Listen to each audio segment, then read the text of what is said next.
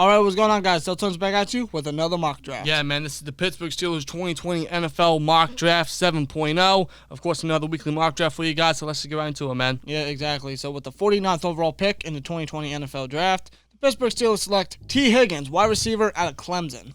Yeah, T. Higgins, man, this is a guy that we've been scouting for the better part of 2 years, and he's one of the main guys that we have immediately fell in love with and have just followed him ever since, and you add him to this receiving core with Juju Smith-Schuster and James Washington and Deontay Johnson, potentially another tight end maybe, which, that we'll talk about that later on.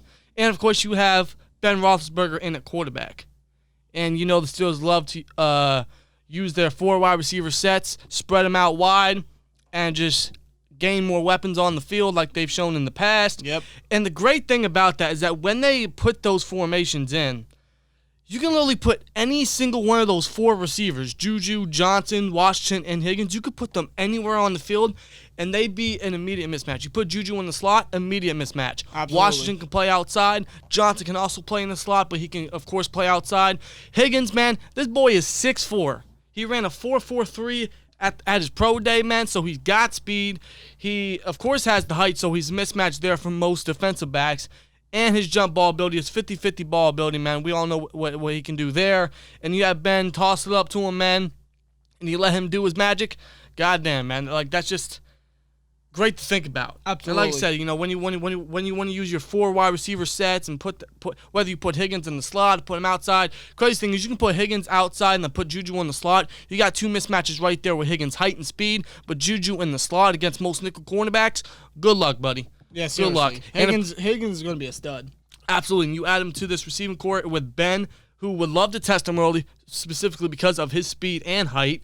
I mean, this guy has the tools to be what many people are saying is our A.J. Green. So imagine that.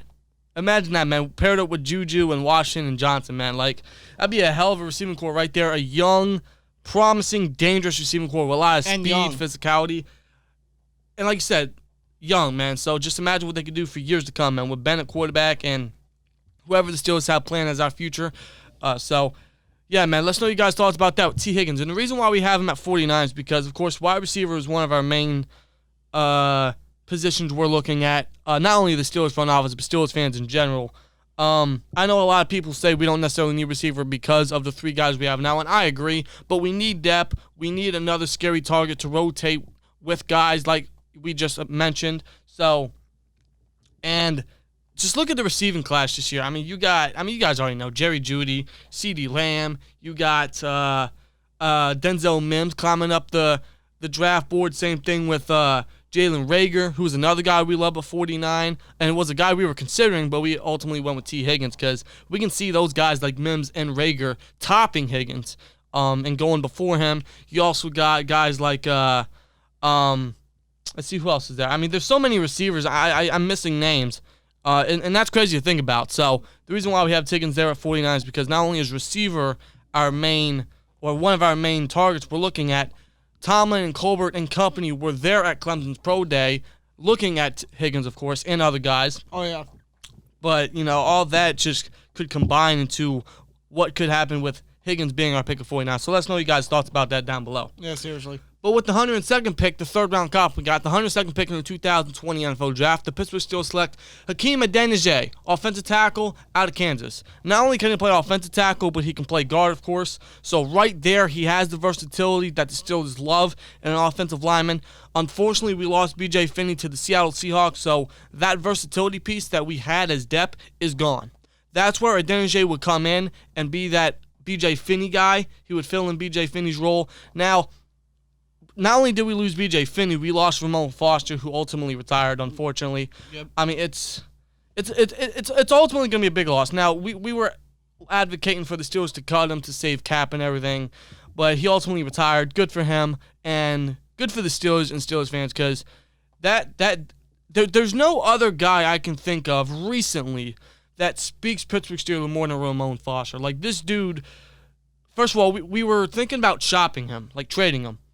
And if we weren't able to do that, ultimately we were going to release him to save the cap. Right. But he didn't want his name, or he didn't want to be with any other team besides the Steelers. So he just ultimately retired altogether. And I can respect that. Foster, his story's fantastic. He came undrafted, nothing but a depth piece, a backup, and then he fought his way into a starter role. And since 2012, I want to say, he's been a starter since. Yeah, man, and he was one of the more underrated left guards in the entire league, one of the best pass protectors and run blockers for us. I'd say ever, but definitely in the league. One more underrated guys, man. The Big Ragu, I want to congratulate him on a great career and wish him all the best in his retirement and his future endeavors and everything. So, and obviously that leaves a big hole on the offensive line. Absolutely. Now, we did tender Matt Feeler, but right. The second round tender. So we are keeping Feeler there. Now we could keep him at right tackle, but I think ultimately we could switch him to guard and have Chuck Okorafor and Banner, who we were signed back for a year, have Chucks and Banner fight for that right tackle position. See who can start for the start of the season. Absolutely. But you still need some depth piece. Yes. Because, again, we lost B.J. Finney. Right, and that's where Adeniji would come in. But exactly. Also, if Chucks or Banner ultimately doesn't, unfortunately, work out, Adeniji, who is probably more so going to be a tackle at the next level, he could potentially come in, possibly start for them, and we still have depth pieces in Zach Banner, Derwin Gray, don't forget him, and, of course, Chuck Okorafor. Right. And that offensive line that you mentioned, man, we would have Villanueva, we would have Matt Feeler at left guard, who he did start against the Rams at left guard.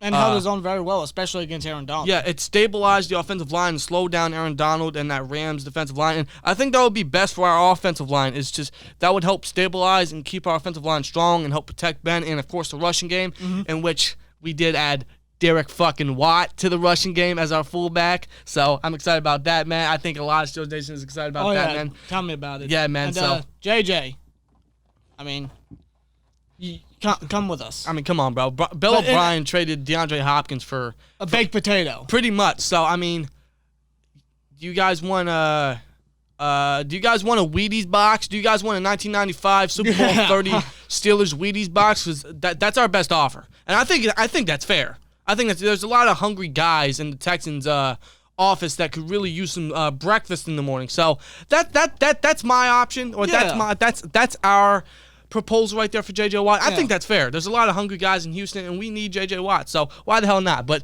you guys can expect a video about the Steelers free agency and everything, the recap video pretty much.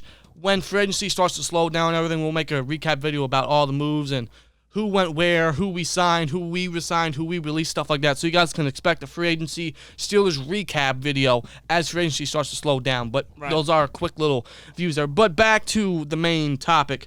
Matt Feeler would start at left guard, and I think that would help stabilize the rushing game and the passing game and the offensive line in general. Chuck Okorafor, he's coming to his third year. He should be ready at right tackle, but you give him competition with Adeniji and, of course, Zach Banner. I think, and potentially Derwin Gray, who knows? So that's competition right there. But Adeniji probably won't start immediately, which is good for him. He would just fill in that B.J. Finney role, but he would not only provide young, solid, versatile depth, but could be a guy that we could see lined up in the future. So, yeah, man. Now, with the next pick, the 124th pick in the 2019 NFL Draft, the Pittsburgh Steelers select Tanner Muse, safety/linebacker out of Clemson.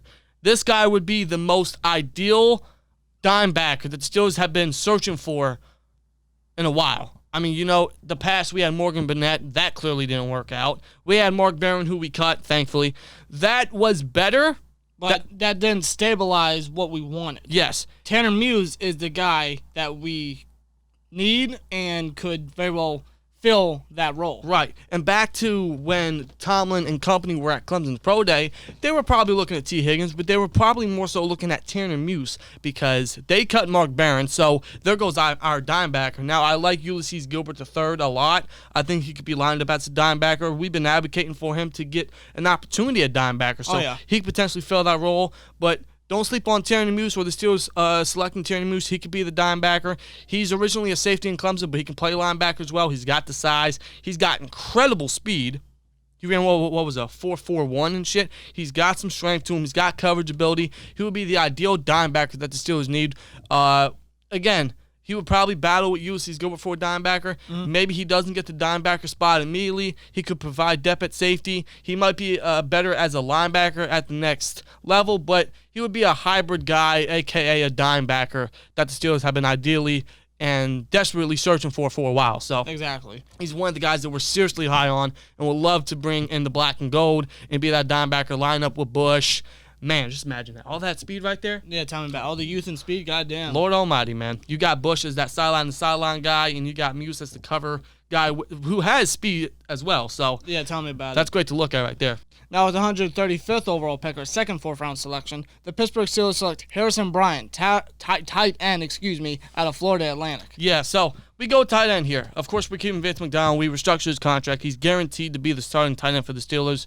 We don't know what the whole deal is with Nick Vannett yet. There's no news out yet. Now, we're recording this on Wednesday. The Steelers might have assigned him. He might have signed somewhere else. We don't know. But as of right now, as of Wednesday at 3 o'clock p.m. Eastern Standard Time, there's no news on Nick Vannett. So And our depth at tight end is very slim, and I'm not really high or really looking at Zach Gentry and stepping up. In a way, I kind of hope he does, but I'm not really high on him. Right. So we need tight end depth. Yeah, but we also, not only do we need tight end depth, we need to look at the future of tight end. Vince McDonald is not that. He has 2 years left in his contract. He's getting up there with age. Him with Ben, he sparked something in 2018.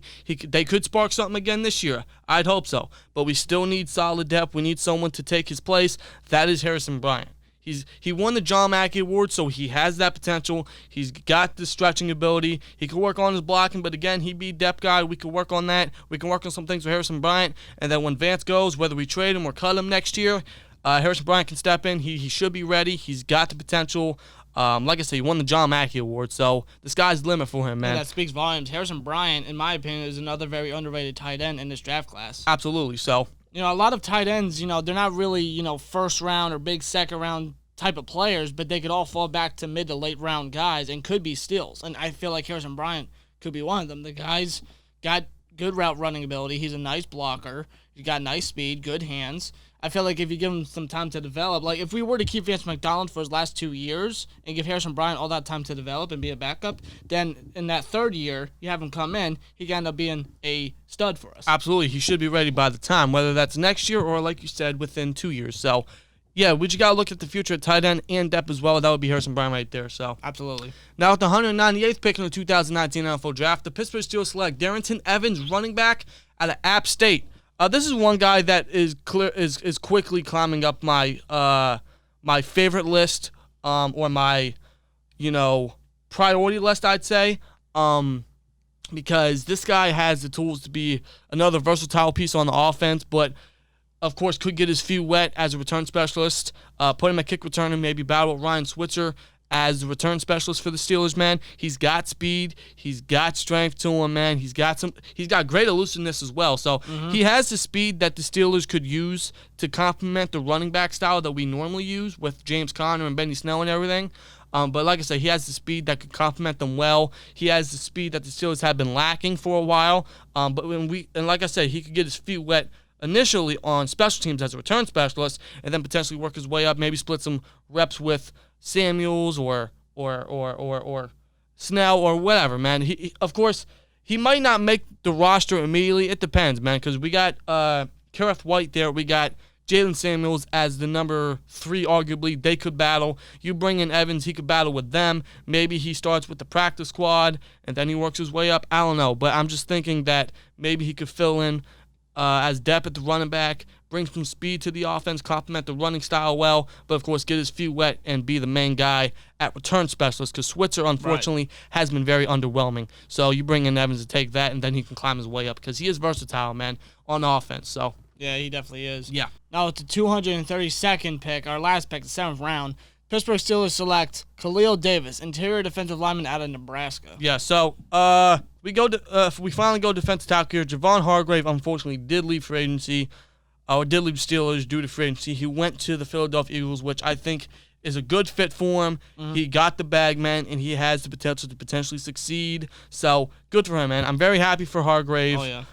It's going to suck losing a guy like him because that defensive line is not fully intact anymore. Right. But Javon Hargrave, he deserves the bag. He deserves to be with a team that could definitely play him a lot more. And him being in the 4-3, opposite side of Fletcher Cox, he could definitely even be more dangerous. Exactly. I couldn't have said it better myself. So good for Javon Hargrave. We're incredibly happy for him. We're going to miss you. We're going to miss you. Hopefully, maybe one day you can come back, but we're happy for you, man. But we draft Khalil Davis. Now, we got Tyson Alualu. We got Isaiah Buggs that could fill in for Hargrave, of course. Now, one of the guys I would love the Steelers to grab in free agency, if we still have some extra cap, would be Andrew Billings. If you guys have followed us for a long time, back from 2016, Andrew Billings is one of the guys we were incredibly looking at to fill in the role of Steve McLennan when he left that year. Yeah, we were all talking about maybe first round, but he didn't go in the first round, thinking, yeah, maybe second round didn't go. He ended up going all the way to the fourth round to the Bengals. Yeah. Which was utterly surprising to me because I feel like Billings has a lot of potential. He does. Considering he's still young. He's only 24. Exactly. And he has the mold of what the Steelers would need in a defensive tackle. He has youth. He has experience. He's been in the league for 4 years, so he has league experience, but he's still young at the same time, which is crazy. And he'd be the perfect plug-and-play guy for when we got to use those 3-4 formations with Hargrave and Tuitt. I'm sorry, not Hargrave. I wish Hargrave. With Tuitt and Hayward, of course. So he'd fill in that Hargrave role perfectly. But that's our dream right there. We'll see what happens. Maybe news breaks out within the next few days. We'll see. Yeah. But Khalil Davis could come in, be depth initially, maybe battle with Dan McCullers for a roster spot. Maybe McCullers finally gets his pink slip. But whether the Steelers are looking at free agents possibly or whether they are depending on Alualu or Buggs to fill in for Hargrave, Davis could still come in, potentially build his way up, be depth initially, but work his way up, maybe fill in that spot because he's got potential as well, man. So he definitely does. Anyway, guys, that is our 7th mock draft of the season. Let us know your guys' thoughts down below. And, of course, you guys can expect more weekly mock drafts leading up to the NFL draft, which is thankfully staying at its original date. It's not going to have an audience because of this whole coronavirus stuff. Outbreak and everything. So, right. But it's still, according to the NFL, still planning to happen. Thankfully. Which is exciting, which is great because there's no need to postpone it. Just have it. And in this deep, dark, depressing world we're living in right now due to this outbreak, we need some sports in our life. Yeah, everything else has been postponed or canceled or suspended. We need something. Yeah, thank God the NFL is in its off season. Exactly. So thank God. So, yeah, man. So you guys, I hope you guys enjoyed. Let us know your guys' thoughts down below. And again, you guys can expect more weekly mocks as the NFL draft comes upon us, which is just around the corner, man. So it's already mid-March. April's going to be here before you know it, and then the NFL draft is going to be here, and then we're going to be making a Steelers draft recap, which is crazy to think about, man. It's only about a month away, so let us know your guys' thoughts down below, and see you guys in the next one. Like, comment, subscribe. We'll see you later. Peace!